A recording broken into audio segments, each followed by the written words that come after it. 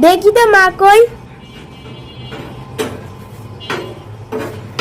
ও মা, তুমি এই ফ্যান ছাড়া তুমি এখন রুটি বানাচ্ছ এত গরমে?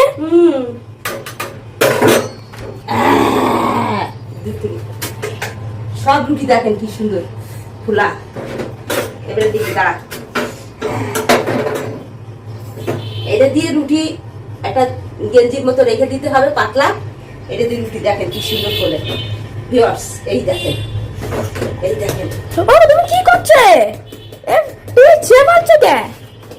এই ফুলক, এই দেখেন রুটি বানানো শেষ শেষ।